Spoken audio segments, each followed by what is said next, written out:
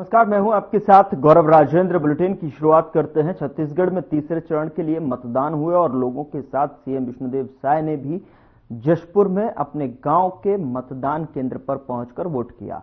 लोगों में भी वोटों को लेकर खासा उत्साह देखने को मिला है।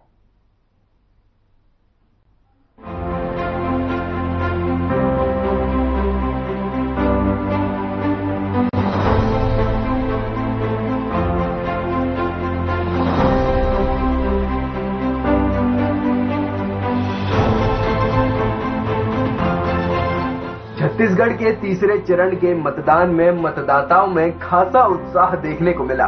सीएम विष्णुदेव साय ने भी बगिया ग्राम के हाई स्कूल के मतदान केंद्र 41 पहुंचकर अपना वोट डाला। सीएम साय के साथ उनकी माता, बहन, भाई और पत्नी कौशल्या साय भी वोट डालने पहुंची और अपने मताधिकार का प्रयोग करते हुए मतदान किया।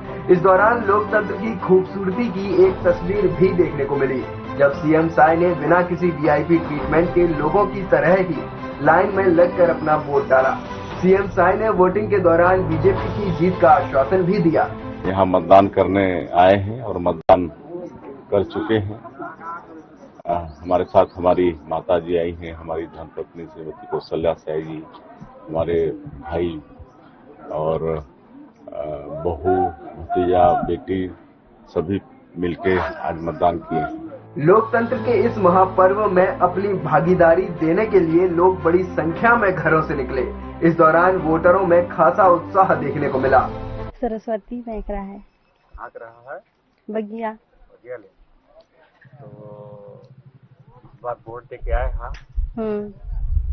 कैसे चुनाव करे है, कौन ला कैसे चाहिए उम्मीदवार आपके? जे हमार काम ला बढ़िया से करी और जे हमार सुनही तीला हमर चुने हन वोट दे हन। आपके क्षेत्र में का कमी है और कल का मांग करवे कि एक पहले काम करे और नहीं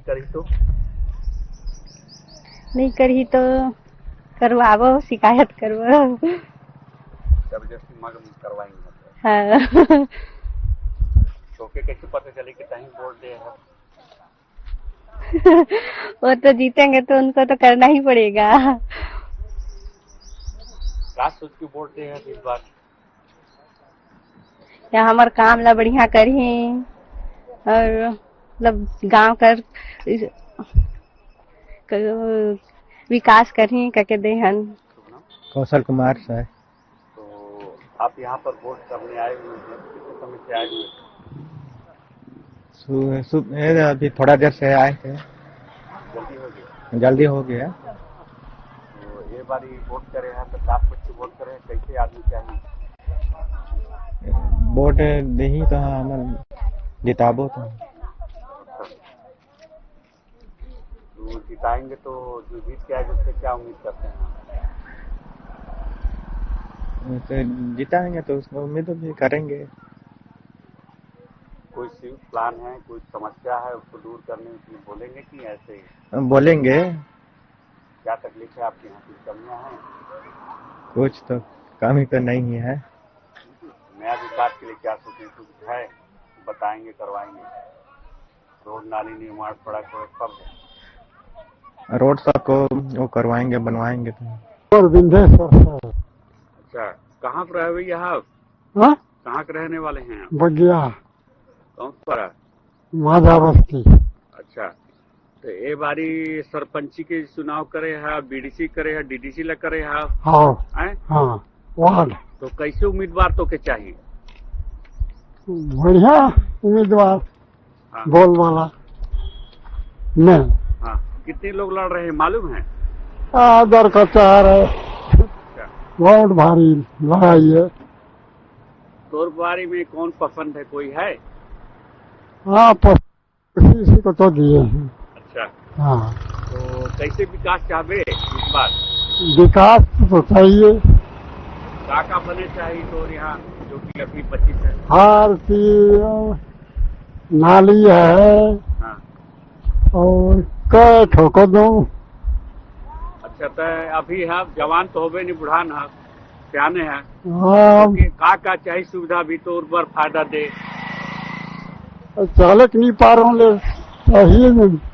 अच्छा, सीधा पेंशन मिला थे हाँ हाँ कैसे पास मिला तो अभी महीना कितना 300 500 ना अभी तो नहीं 300 हाँ अभी 500 का तो नहीं मिला है हमको हाँ हाँ तो क्या चाहता कि मिले हाँ मिले चाहिए ना मिले तो चाहिए चल नहीं पा रहा हूँ तो अच्छा लाठी लेके चल रहा हूँ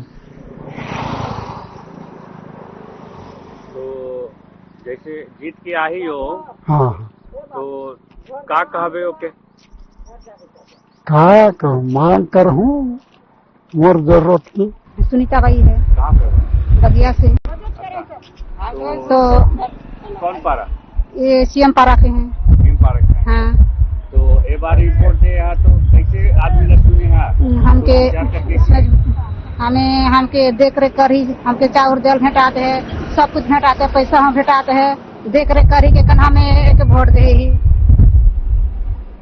का चाहता अगर जीत जाए जो जीत जाई तो का चाह काखन हमें नाचब गाब खुशी में नाच सब कुछ करब सरस्वती बाई है ग्राम बगिया के रहने वाली हूँ वोटिंग की है अभी जी इस बार कैसा लग रहा है आपको बहुत अच्छा लग रहा है जैसे कि हम लोग के गांव में मुख्यमंत्री बन गए हैं और वो भी आ रहे हैं वोट देने के लिए कैसा प्रत्याशी और आपने बहुत चुना खुश है में है इस बार कैसा प्रत्याशी आप चुनेंगे जो वोट दे के आए हैं तो बहुत उम्मीदवार वाला प्रत्याशी चुनेंगे इस बार जो ऐसे विकास हो जैसे काम काज अच्छे करने वाले हो आगे बढ़ोतरी मिले कौन गांव से हैं आप क्या नाम है आपका सरस्वती बाई है मेरा और बगिया के रहने वाली हूँ बगिया में सीएम साहब तो वहाँ विकास ही विकास होगा गंगा बह रहा होगा जी बहुत अच्छा गंगा बह रहा है मेरा नाम उमा देवी है ग्राम बगिया की हूँ आपके यहाँ कौन कौन काम बचा हुआ है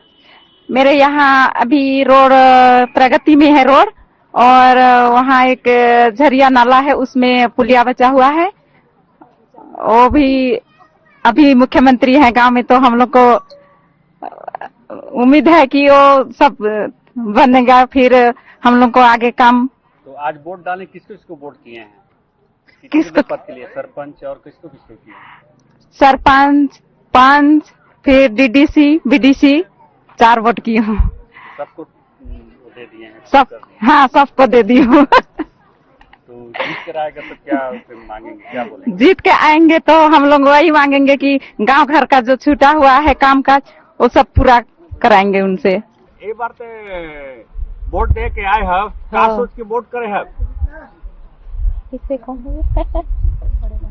बड़े माने वोट दे अच्छा का बार दे हैं निगा गाँव घर के गाँव घर करके अच्छा तो जैसे अभी बनी जो तो के कैसे आदमी चुने हैं जो एक बार वोट दे हैं अच्छा है कि बुरा अच्छा अच्छा अच्छा हाँ तो जीत जाए तो का चाहबे ओकर से निगा का चाहिए नाचब देगा रात गोटा पैर घाय का गीत का सब करब कहाँ पे है बगिया करा बगिया के हो तो एक बार तो वोट दे हम का सोच के वोट दे के दे हम मैं तो बाबू मोके सब चीज दही लही मोर दुख सुख सबके सुनी तेकर मैं वोट दही हम गाँव करे मोर मंत्री घर का अच्छा है ने अच्छा है तो के का सुविधा मिली से अभी है फायदा काम मिली से का मिली बाबू फायदा कुछ पैसा नहीं है फायदा नहीं है फायदा कहीं जाता नीचे रहा और चाउर 1 लाख देता है का पेंशन मिल रहा हो मिला था 500 देते हैं 1000 और वो ईसन वाला पैसा देते हैं 500 1000 और चाउर मिला तो सब हो मिलत है चाउर मिलत है चाउर हाँ तो एक बार अच्छा वोट दे तब का चाहे और का चाहिए और का चाहिए मौके अब कुछ घर दूरा और का चाहिए मौके नहीं हो एकला हाल है एकला है ना हो एकला है मर जोड़ी मर गई व्यापारी बाल बच्चे तो हाँ 3 लड़का है मीठा माँ माह के अच्छा, कहाँ का रहा बस? सुखवासु टोला कर रही बगिया के? वोट दे है आप? हाँ, तनिक दिखाओ कैसे दे है? ये फेपा दे से है। चाय लगी से उंगली में? हाँ, अच्छा, का सोच के वोट दे आप? का चाहबे? का मांगो तो के का लागी का लागी? गाड़ी लागी कि घोड़ा लागी? गाड़ी लागी कि 3 चौकिया की 4 चौकिया हमें? कान वाला है, कान वाला सुने को वाला हो ना, ओखे तो कहता था कान सुने को वाला कह दे दिन पाकते हैं कह दे हो के मंगवा भी नहीं दवाई दवा देती हम तो बन तक जन्ने साहब कहानी सुना है हो उसे बनावा मशीन चाहिए? मशीन चाहिए के दे सिर में वोट करे हैं? हाँ करे हैं। दिखा तो। ये दे अंगठी ठेपा तो लगा है, देखा तो है। कितने समय आ गए रहे यहाँ? हमें कतेक समय आना नहीं 8-9 बजे ने 9 बजे आया जाए कस लगा तो सब मर बेटा बोहरिया मन सब है ते कर ले मैं भैर कने इठन मल्ला उगरे हैं मैं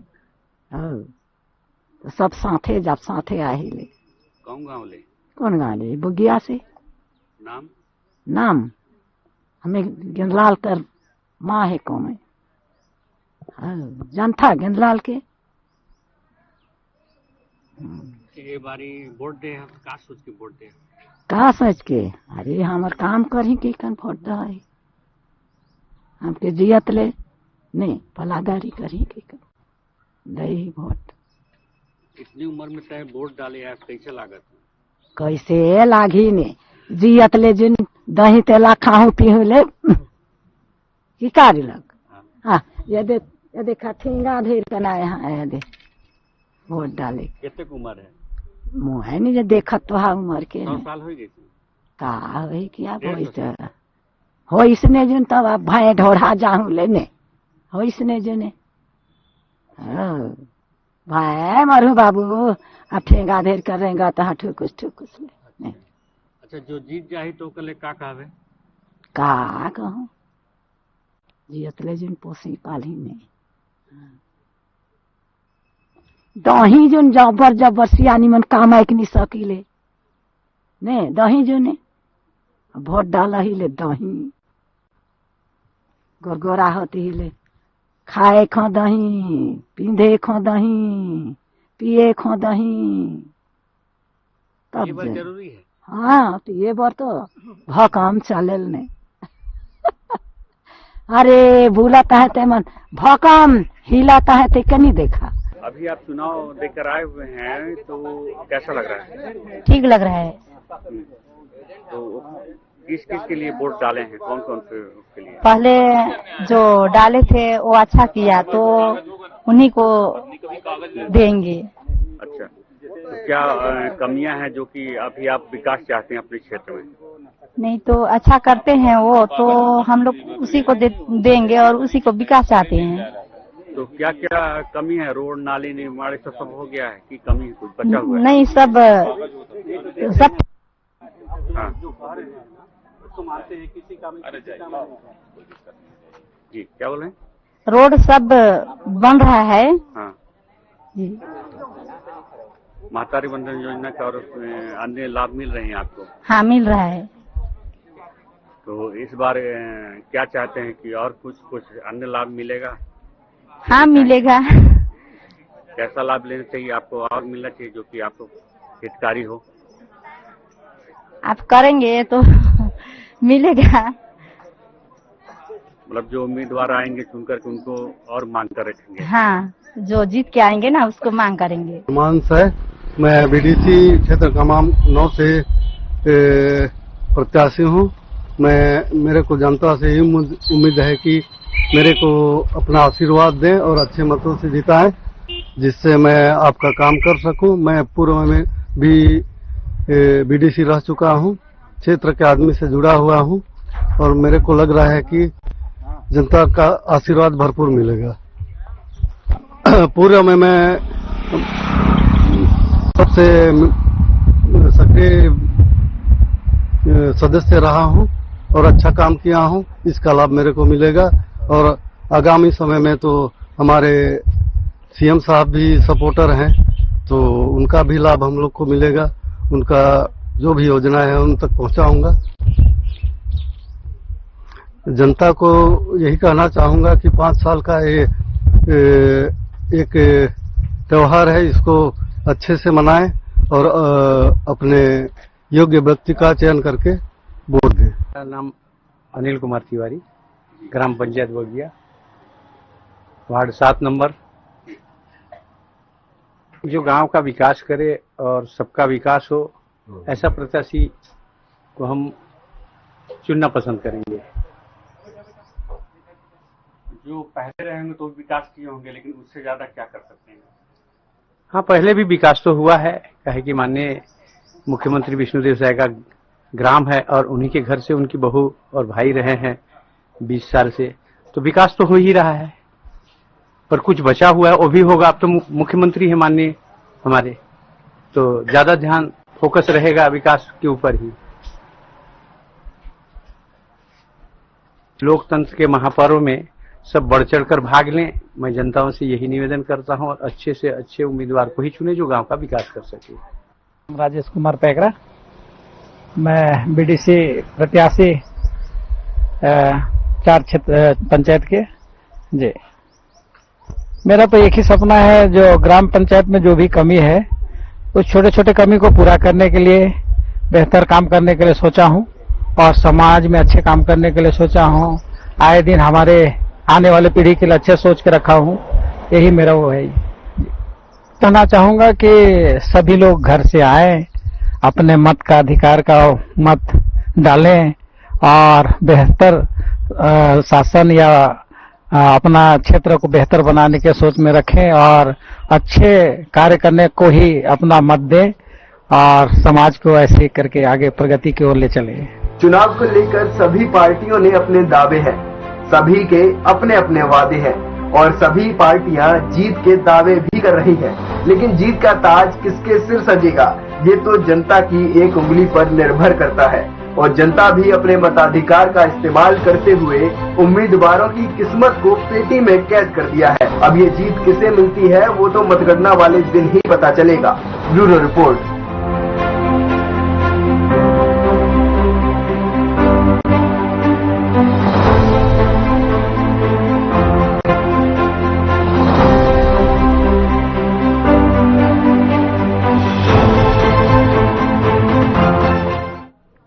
बीजापुर से प्रत्याशी संत मांडवी का चुनाव के बीच जो है बयान सामने आया है। उन्होंने कहा कि जनता अगर मुझे आशीर्वाद देती है तो जितने भी स्थायी मुद्दे हैं उन सारे मुद्दों पर जो है कड़ा उतार कर जो है काम करने की बात कही है। साथ ही आपको बता दें कि बाकी चुनावों की तरह इस चुनाव में भी प्रत्याशी अपने अपने क्षेत्र के मुद्दों को लेकर जनता के बीच गए और वोट की अपील की। अब जनता किस प्रत्याशी के नाम पर जो है मोहर लगाएगी, ये देखने वाली बात होगी।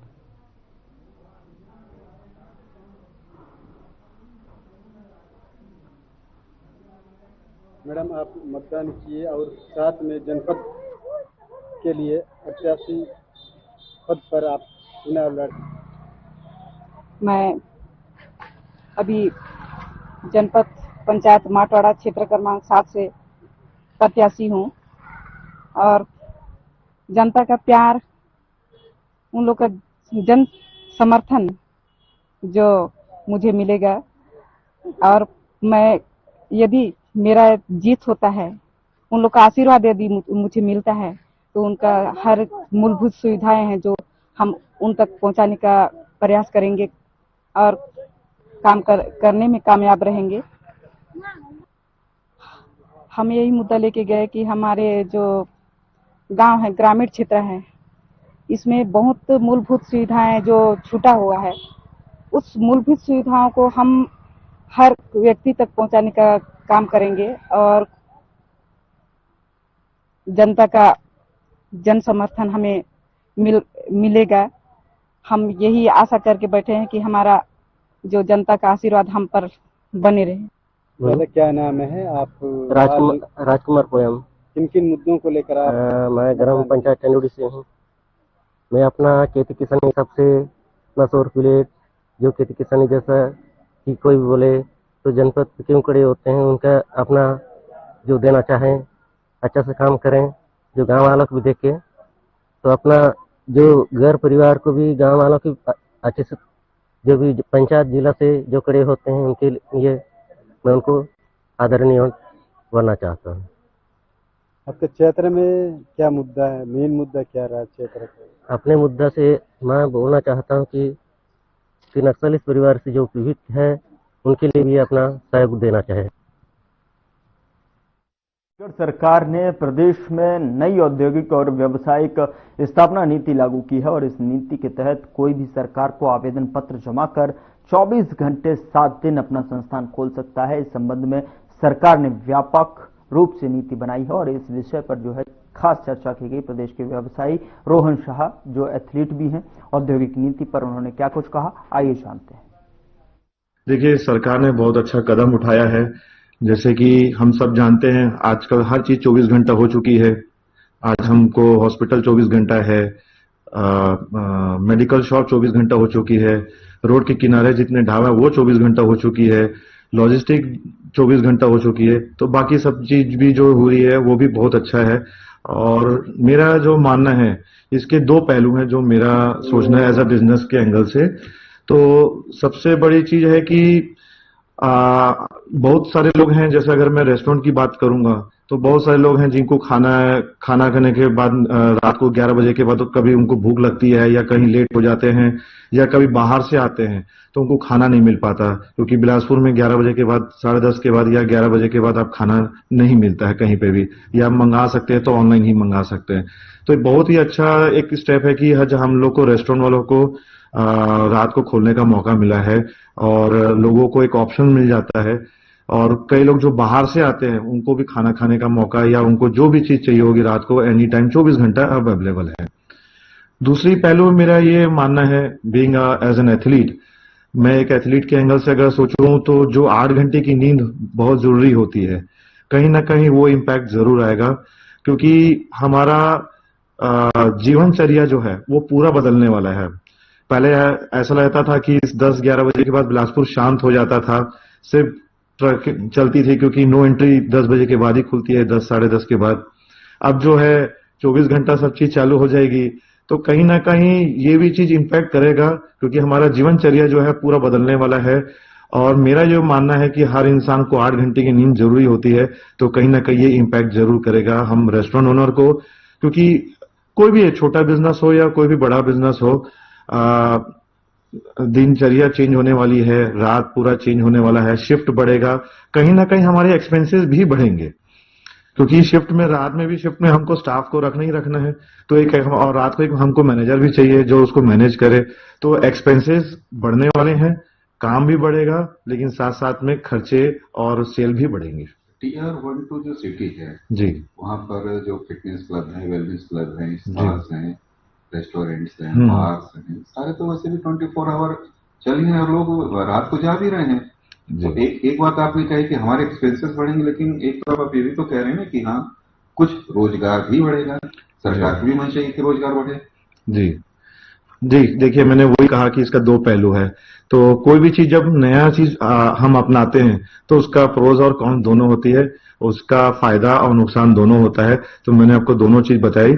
और रही बात अगर आप वेलनेस वगैरह और फिटनेस की बात करें, तो जो रात का समय होता है वो रात को सिर्फ सोने का और अपने बॉडी को रिलैक्सेशन का होता है, क्योंकि कहीं ना कहीं आज के दिन में जो लोग जिम करते हैं या एक्सरसाइज भी करते हैं, जनरली सभी लोग मना करते हैं। अगर आप पुराने वेद के बारे में देखें या योग के बारे में जानें, शाम का समय सभी को मना किया जाता है कि एक टाइम के बाद, सूर्योदय के बाद नहीं करना चाहिए।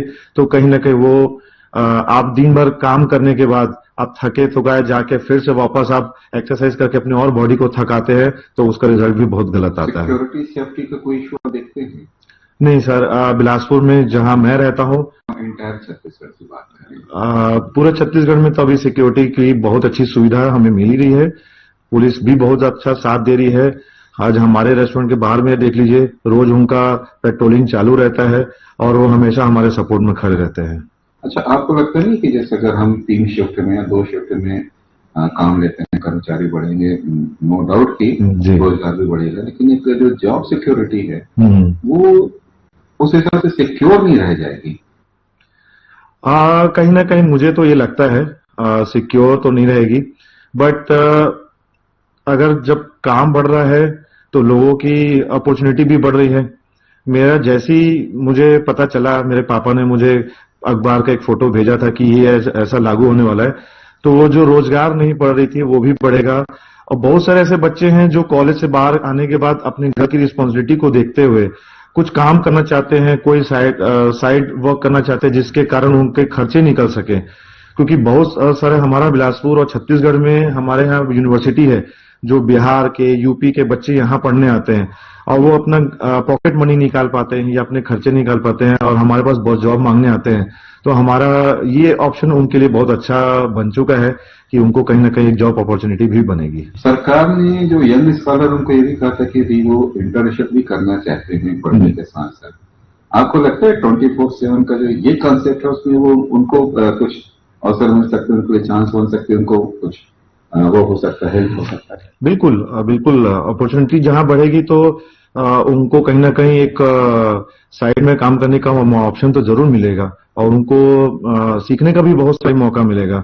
कुछ बच्चे ऐसे भी होते हैं कि जिनको सिर्फ अपना खर्चा निकालना होता है, क्योंकि मम्मी पापा लोन से उनको पढ़ाई तो करा दिए, लेकिन बाकी के खर्चे, हॉस्टल का फीस है, रोज का खाने का खर्चा है, आने जाने का खर्चा है, वो कहाँ से निकलेगा। तो बच्चे बाहर जाके कुछ करना चाहते हैं, अपने बलबूते में करना चाहते हैं ताकि वो अपना खर्चा निकाल सके। तो एक अपॉर्चुनिटी बहुत अच्छी मिली हुई है। स्टूडेंट की स्टडी पे क्या बुरा असर पड़ सकता है? जैसे कि मैंने बताया था कि इसका जो दूसरा पहलू है, एक तो नींद तो खराब ये सबसे बड़ी चीज है। हेल्थ इश्यू का बार-बार। बिल्कुल सर, आप एक एथलीट हैं इसलिए जी, क्योंकि मैं आपको बता रहा हूँ फॉरेन कंट्री में सबसे बड़ा प्रॉब्लम है इंसोमेनिया। यस, तो वो कहीं ना कहीं ऐसा ना हो कि हमारे देश में ये प्रॉब्लम बढ़ जाए और लोगों को मानसिक प्रॉब्लम बढ़ जाए, या क्योंकि कहीं ये बहुत ज्यादा। फिलहाल बुलेटिन में इतना ही। नमस्कार।